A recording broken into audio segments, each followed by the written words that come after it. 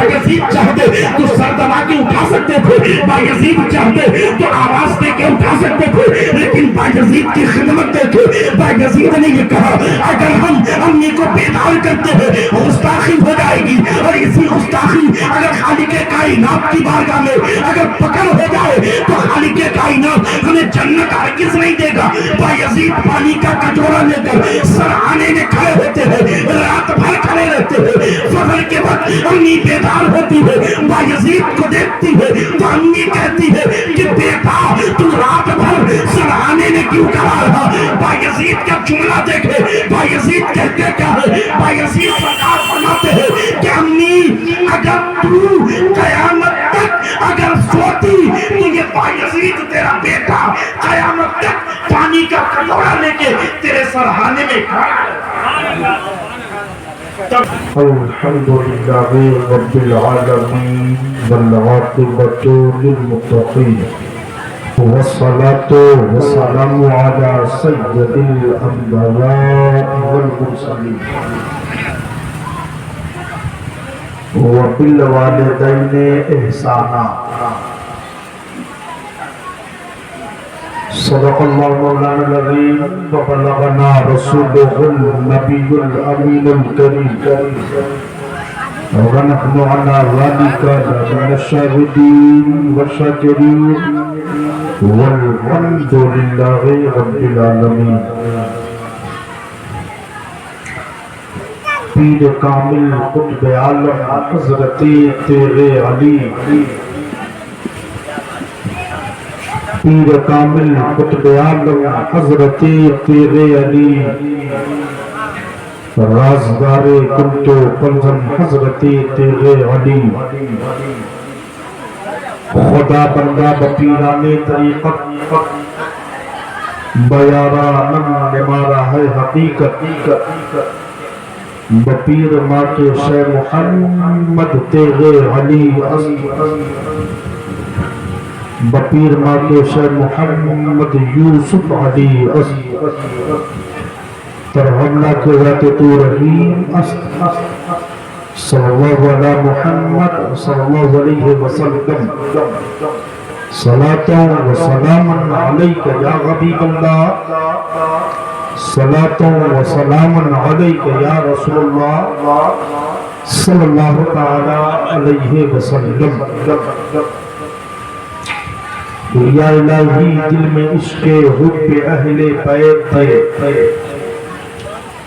بیگم ساوارسی فرماتے ہیں کہ بیگم یہی تو پانچ ہے، مقصود کائنات خیر النساء حسین و حسن مصطفیٰ علی۔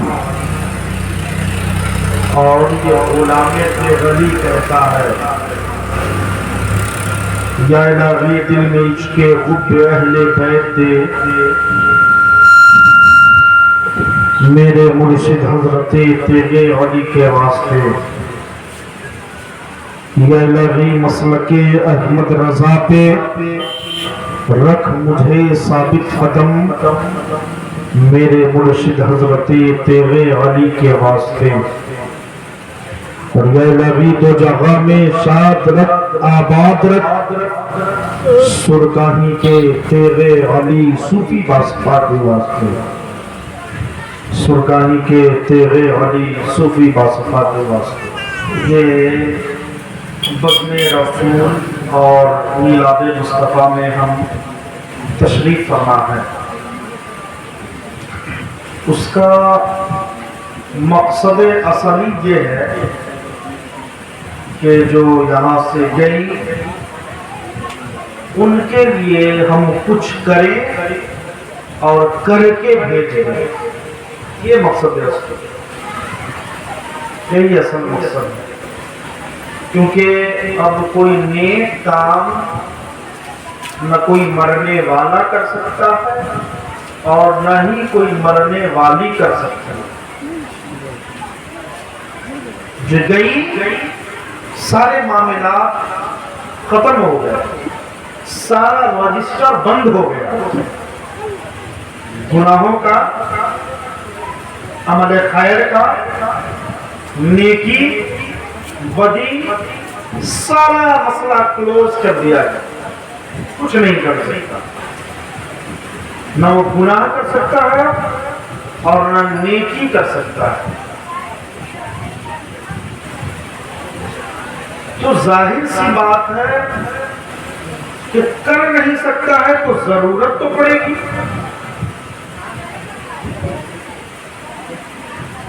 तो उस जरूरत को पूरी किस तरीके से की जाए? तो हमारे उलमा, हमारे आइम्मा, हमारे रहनुमा, हमारे रहबर और आइडिया ने ये तरीका निकाला और बताया कि वो तो कुछ नहीं कर सकती या कर सकते, लेकिन हम तो करके उनके लिए सारे सवाब कर सकते हैं। यही है। आप घबराइए नहीं, आपके दिमाग में ये बात गर्दिश कर रही होगी कि मौलाना बहुत सारे आ गए हैं, टाइम बहुत ज्यादा हो जाता है। ये ना बात नहीं हो, थोड़ा से हम दूर थोड़ी मौलाना से दूर थोड़ी नहीं, बात के गर्दिश आपके दिमाग में कर रही है। मौलाना बहुत है, वक्त बहुत ज्यादा हो जाएगा, लेकिन ये आलिमों को बुलाने का मकसद ये है कि अल्लाह के नबी बुखारी में फरमाते हैं अल उलमा वरसतुल अंबिया, और दिल ने ये कहा, दिमाग ने ये सोच लिया कि हम आलिम दीन को बुला के दुआए मग़फ़िरत करवाएंगे। खालिक़े कायनात इन आलिमों के सबके बख्शिश का परवाना अता करेगा। कम मत समझिए, नहीं तो आपका हम इमाम साहब को चपरासी समझ लिए है। कहीं कहीं का मसला ये है, हमारी उम्र बहुत कम है लेकिन घूमना बहुत ज्यादा होता है, क्योंकि हम उस घर से हैं, अपनी तो कुछ है नहीं, लेकिन उनके सदक़े में अल्लाह ने वो मकाम दिया कि रोजाना आपके बीच आना होता है, आपसे मुलाकात होती है, आपसे बातें करते हैं, तो बात समझ में आती है। आज के ज़माने में अगर कोई मौलाना अगर हक बोल दे ना, हक बोल दे, तो बेचारे को यह आवाम जेल तक पहुंचा दिया करती है। और ऐसा हुआ है 1 महीना पहले, ज़्यादा दिन के बाद न हुआ।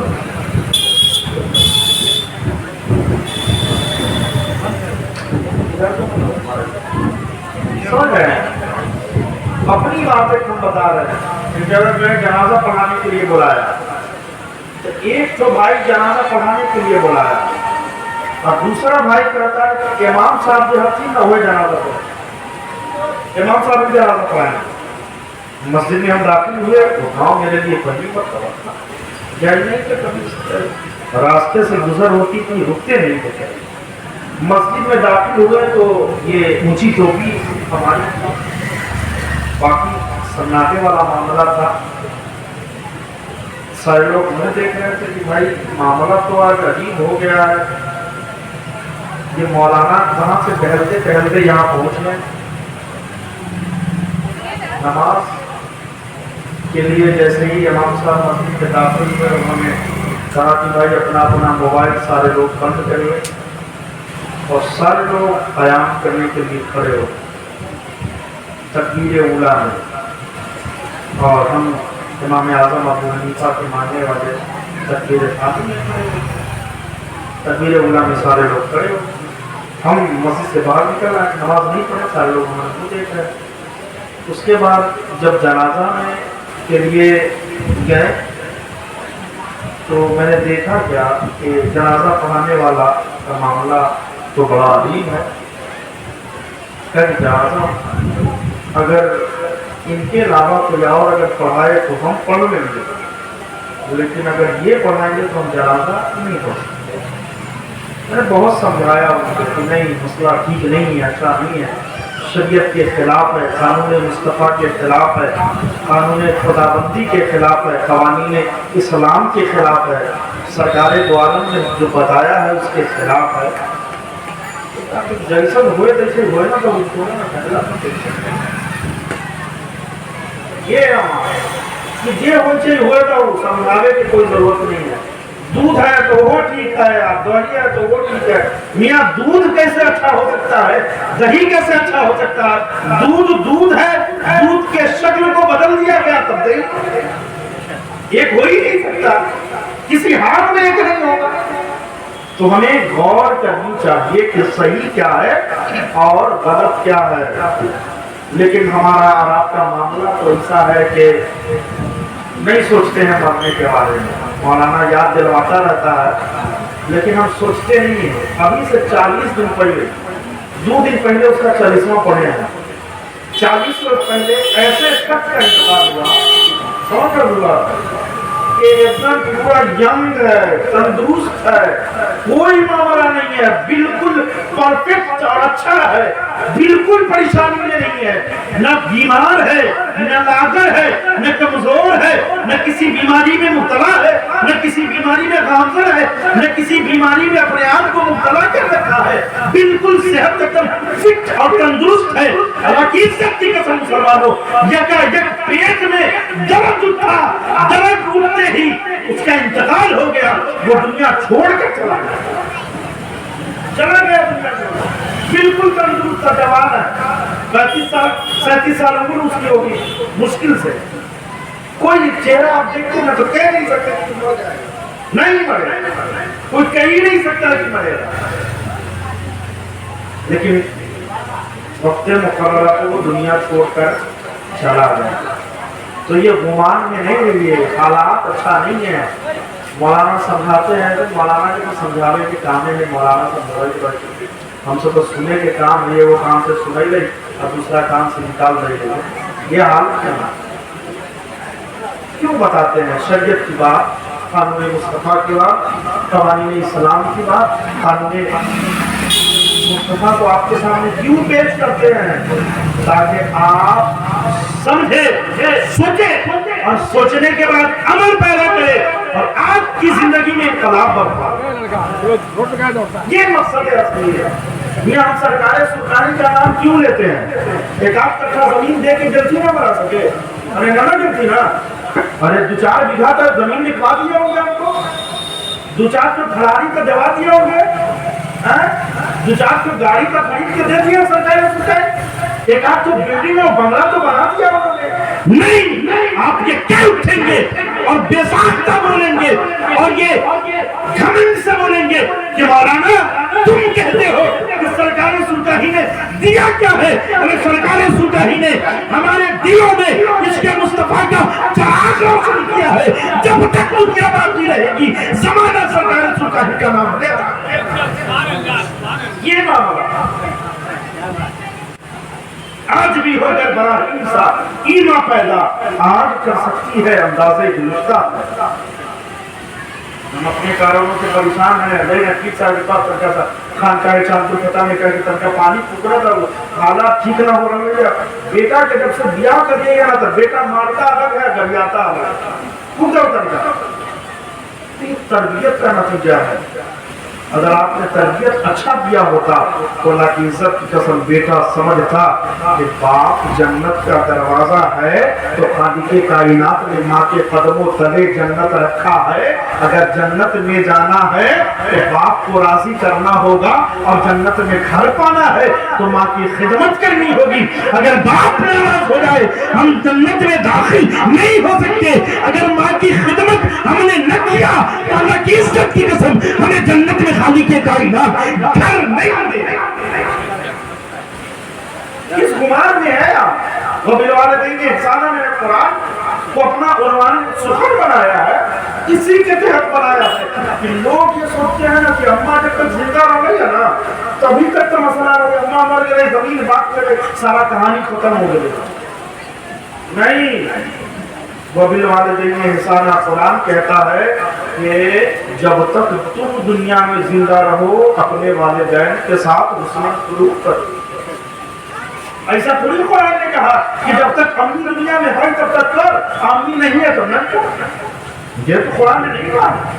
اعلیٰ حضرت سرکار نے ترجمہ فرمایا، سرکار اعلیٰ حضرت فرماتے ترجمہ کرتے، اعلیٰ حضرت سرکار نے ہمارے رہنما اور ہمارے آئیڈیا نے رہنما فرمایا ہمارے لیے۔ کیا کہا اعلیٰ حضرت نے؟ وبالوالدین احسانا، اپنے والدین کے ساتھ حسن سلوک کرو۔ قرآن نے یہ نہیں کہا کہ جب تک تمہارے والدین زندہ ہے، باپ ہے دنیا میں ان کی خدمت کر، ان کی خدمت کر، باپ ہے دنیا میں دوا کا انتظام کر، باپ ہے دنیا میں کھانے کا انتظام کر، باپ ہے دنیا میں لباس کا انتظام کر، باپ ہے دنیا میں گھر کا انتظام کر، باپ ہے دنیا میں دوا کا انتظام کر، باپ ہے دنیا میں ضرورتوں کا خیال کر۔ نہیں، بلکہ اعلیٰ حضرت نے ترجمہ کر کے رہنمائی کرتی ہے، اور سرکار اعلیٰ حضرت نے یہ بتا دیا ہے وبالوالدین احسانا کہ جب تک تو دنیا میں زندہ اپنے والدین کی خدمت کرتا، جب تک تو رہے تب تک کر۔ میں نے پھر قرآن سے پوچھا، قرآن بات سمجھ میں نہیں آئی، باپ ہے، بات سمجھ میں آ رہی ہے، کھانے کا، پینے کا، دوا کا، گھر کا، لباس کا، جس جات دنیا نواز کا، یہ ہماری ذمہ داری۔ لیکن قرآن بات نہیں سمجھ میں آئی کہ جب چلے جائیں تب ہم کیسے کریں؟ دوا، کھانا، پینا، گھر، مکان، گاڑی، دنیا دیوانا، کچھ نہیں کرنا۔ تو قرآن کیسے کرے ہم؟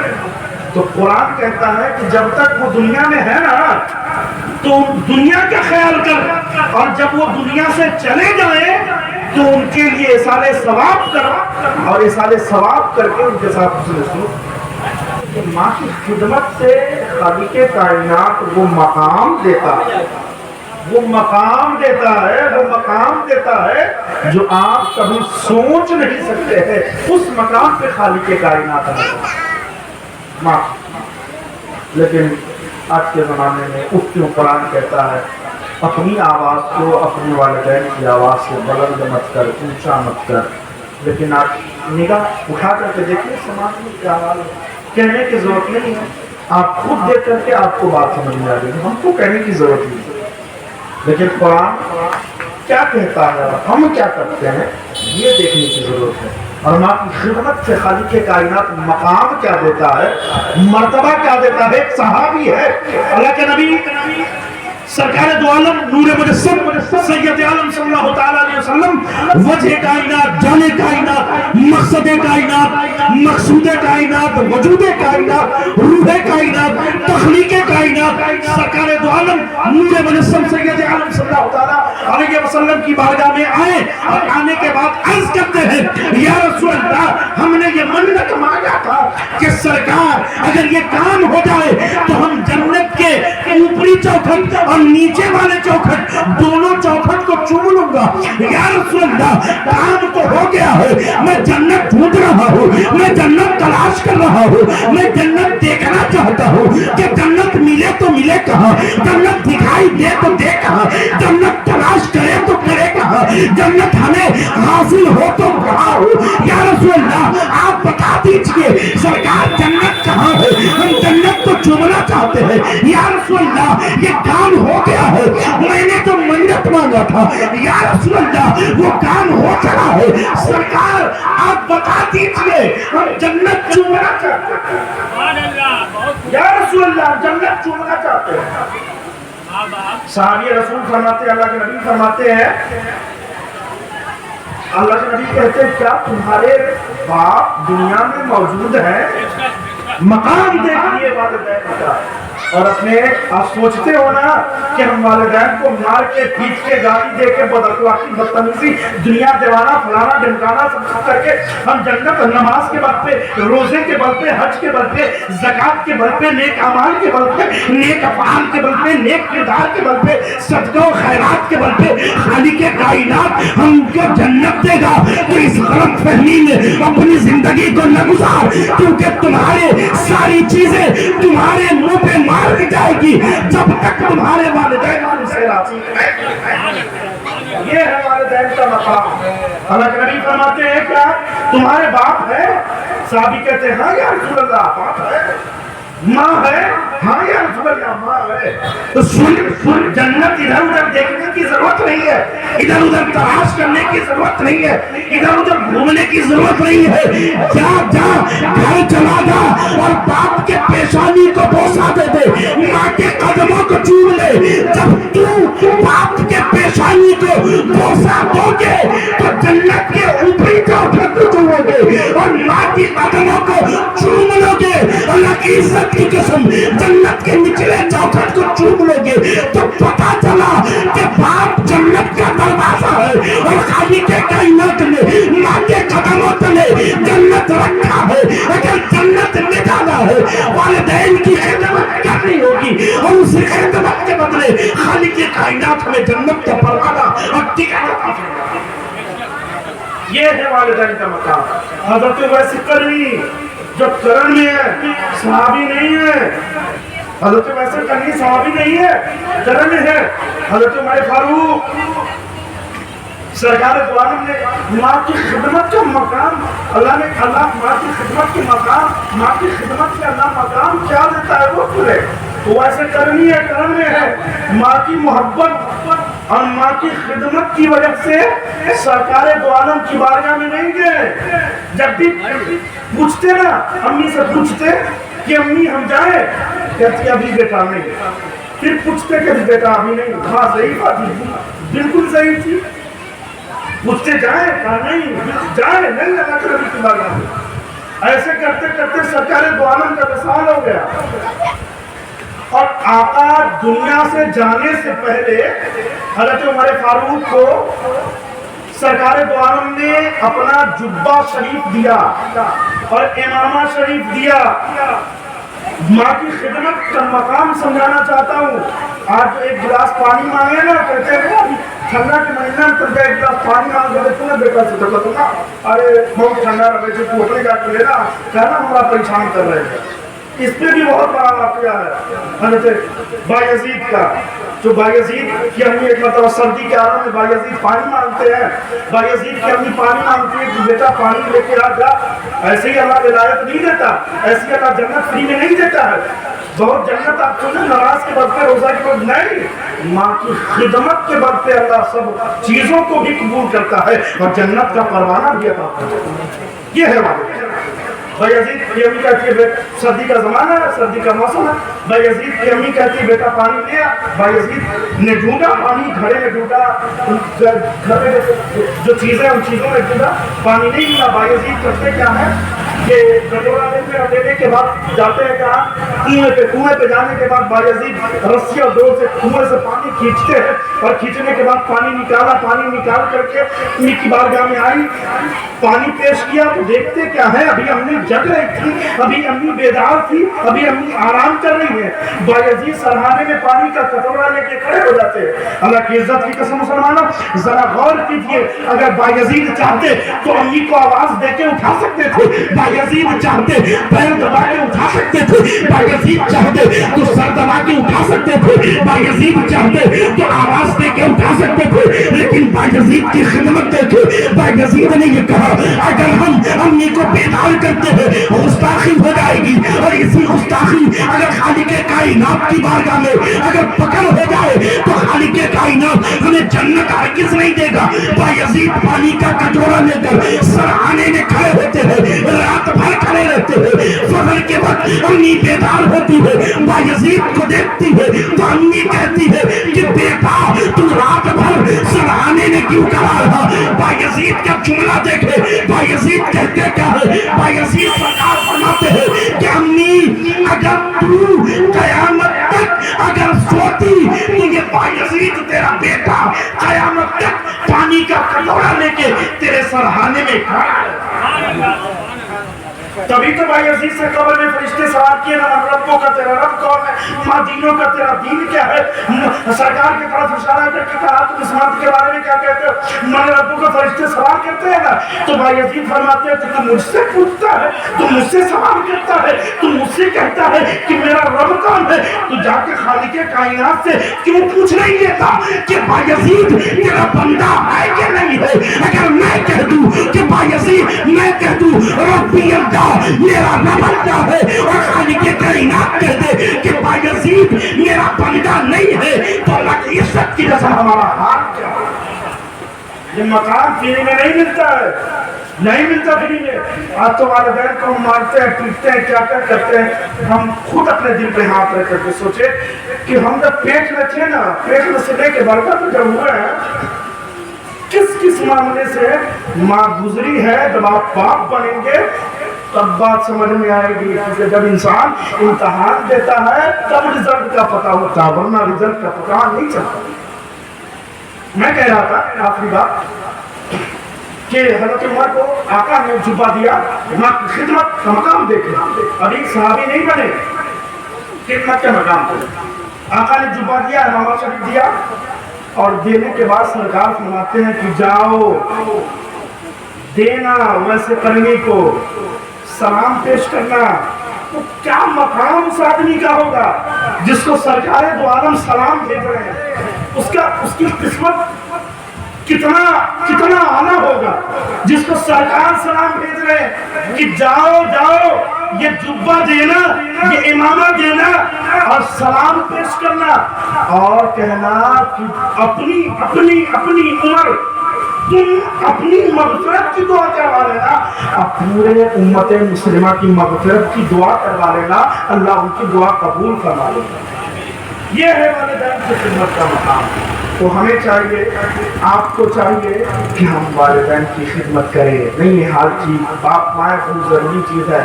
वो जब चले जाएंगे तब बात समझ में आएगी। चलता फिरता जन्नत है हमारे घर में, हम तो अन्य में तलाश करते रहते हैं जन्नत, कभी यहाँ जाके कभी वहाँ जाके, फिर से आपको याद आया तो खूब चूमेंगे चाटेंगे, लेकिन कभी तौफीक नहीं होती है कि बाप के हाथ को चूम दे, माँ के कदम को बोसा दे।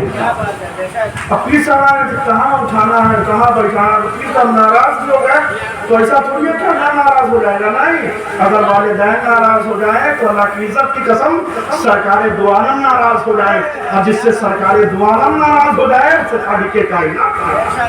सरकार सुल्तानी का वाकया आपने नहीं देखा, तारीखी है, 5-6 उम्र की 5 या 6 उम्र है, उम्र उनकी 5 या 6 साल, और उस 6 साल में गोलियारा शरीफ में, गोलियारा में सरकार सुल्तानी का आबादी मकान है, गोलियारा शरीफ में दादा पीर रोशन जमीन सरकार सुल्तानी की जाते मुकद्दस है। और रात की तारीखी में उठकर पैर की जानिब गए, कहा अम्मी के कदमों के तले गए, और जाने के बाद कभी कदमों को चूम रहे हैं, कभी चाट रहे हैं, कभी आंखों से लगा रहे हैं, कभी कांधे पे रखते हैं, कभी सर पे रखते हैं, अपने गुलामों को और अपने मानने वालों को ये दर्श देते हैं कि जन्नत कहीं और नहीं बल्कि माँ के कदमों तले है।